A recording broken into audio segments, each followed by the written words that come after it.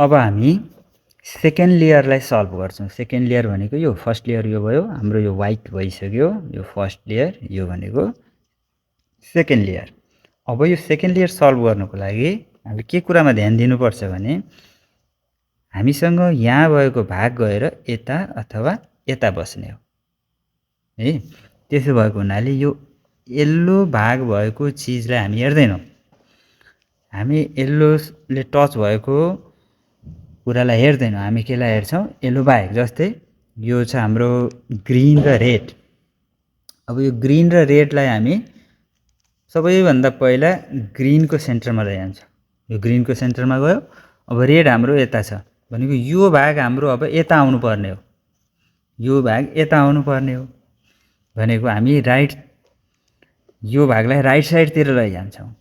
अब यो यहाँ फर्मुला हेर्नुहोस्, राइट साइड लैजाँदा, राइटतिर लैजाँदाखेरि हामी यो फर्मुला युज गर्छौँ, डिओ आरओ डिआर डिएफ डिओ एफ हो। यो भनेको हेर्नुहोस् है। अब यसलाई म यतातिर लैजान्छु। यसको लागि हामी राइट साइडतिर लैजाँदा लेफ्ट मुभबाट हामी पहिला सुरु गर्छौँ। डिओ, ल हेर्नुहोस्, डिओ आरओ डिआर डिएफ डिओ एफओ। ल हेर्नुहोस्, ए अघि हाम्रो यहाँ भएको भाग चाहिँ यता आएर बस्यो है। अब त्यसै गरी फेरि अर्को हामी यो येल्लो र ग्रीन यस्तो हेर्दैन, हामी के हेर्छौँ? जुन भागमा येल्लोले टच गरेको छैन। जस्तै अब यसमा हेर्नुहोस्, ओरेन्ज, यहाँ ओरेन्ज र ग्रीन रहेछ। ओरेन्ज र ग्रीन रहेछ, यो अलरेडी ओरेन्जकै सेन्टरमा छ। सपोज यो यहाँ भइदिएको भए, यस्तो भइदिएको भए हामी के गर्थ्यौँ? यसलाई लगेर हामी यहाँ राख्थ्यौँ अनि सुरु गर्थ्यौँ मुभ। भनेको अब यो भागलाई यहाँ आउनुपर्ने, फेरि पनि यो मुभ राइटतिर जानुपर्ने रहेछ। यो राइट साइड भयो, राइटतिर जानुपर्ने रहेछ भनेपछि हामी फेरि यही फर्मुला युज गर्छौँ। ल हेर्नुहोस् है, अघिकै फर्मुला भएको भएर मैले नभुलिकन गरेँ। तपाईहरूले हेरेर फर्मुला लेखेर गर्नुहोला। यो जति प्र्याक्टिस गर्यो त्यति आउँछ। अघि यहाँ भएको पार्ट यहाँ गएर बस्यो, यो लेयर पनि कम्प्लिट भयो। अब फेरि हामी हेरौँ, येल्लो टच नभएको, यहाँ येल्लो रहेछ, यहाँ पनि येल्लो रहेछ, यहाँ पनि येल्लो रहेछ है। अब के भयो भने यहाँको भाग गएर यता अलरेडी बसिसकेको छ। ल हेर्नुहोस् है, अलरेडी बसिसकेको हुनाले अब हामी यसलाई निकाल्न पनि त्यही फर्मुला युज गर्छौँ। हामी यसलाई निकाल्न पनि त्यही फर्मुला युज गर्छौँ। राइट साइडको निकाल्नको लागि राइटकै फर्मुला युज गर्छौँ। राइटको फर्मुला युज गरेपछि यो यहाँ गएर बस्छ, यो यहाँ आएर बस्छ, अपोजिट हुन्छ। हेर्नुहोस् है,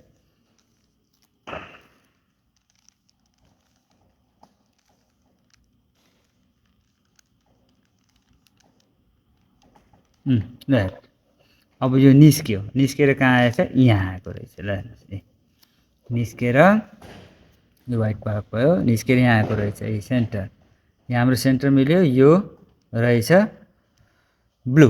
अब ब्लू पार्ट चाहिँ यता। अब हामी प्रयोग गर्छौँ लेफ्ट लैजाने फर्मुला। यो भागलाई हामी लेफ्टतिर लैजान्छौँ। हेर्नुहोस् है, लेफ्टतिर लैजान्छौँ किनभने यो यहाँको ब्लू चाहिँ हामी यता लैजान्छौँ। अब यो साइडतिर लेफ्टतिर लैजानको लागि हामी माथिको फर्मुला युज गर्छौँ, डिएलडिओ येलो डिओ एफओ डिएफ।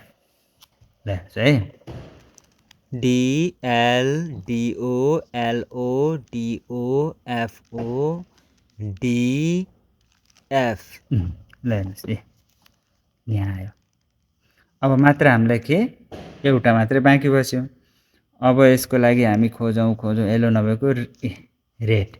यो रेडलाई लगेर ट्याक्क रेडको सेन्टरमा मिलाएपछि यो ब्लू जानुपर्ने कता रहेछ? राइट साइडतिर रहेछ। हामी यो राइट साइडवाला फर्मुला प्रयोग गर्छौँ। हेर्नुहोस् है,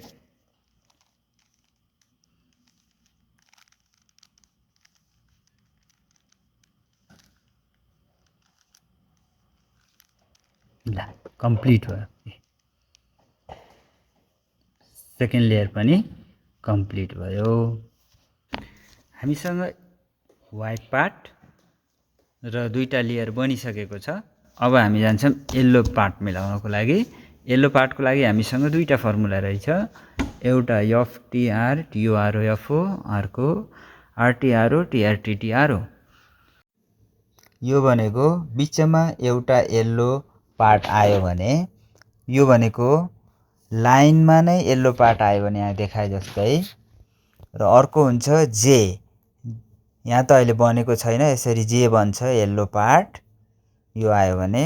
अर्को चाहिँ ह्यामर, ह्यामर भन्छ, माथिल्लो भागमा येल्लो, तलको भागमा येल्लो, यहाँ येल्लो र यहाँ साइडमा अर्कै कलर। यो भनेको फिस, फिस जस्तो भन्छ।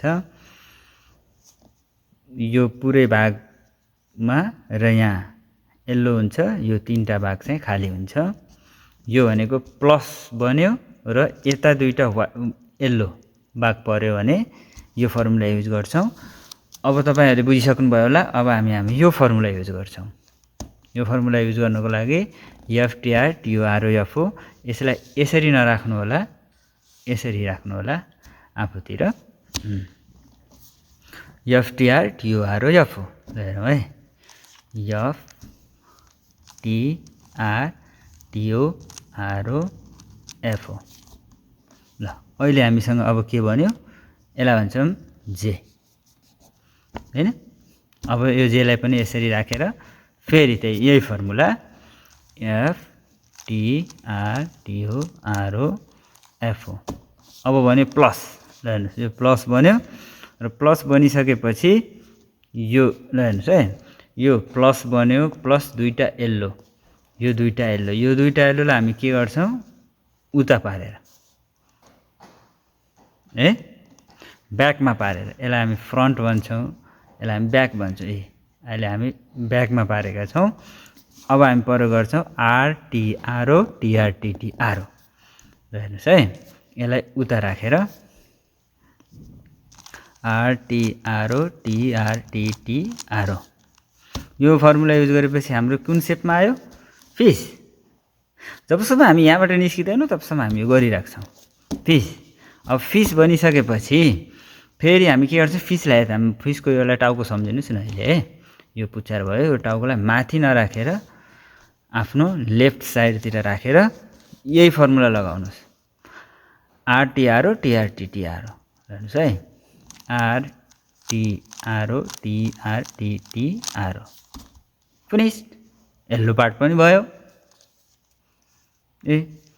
व्हाइट पार्ट भयो, फर्स्ट लेयर, सेकेन्ड लेयर अनि येल्लो पार्ट। अब लास्ट वान, यो थर्ड पार्ट बाँकी। अब थर्ड पार्टको अर्को फर्मुला छ है त। Thanks for watching.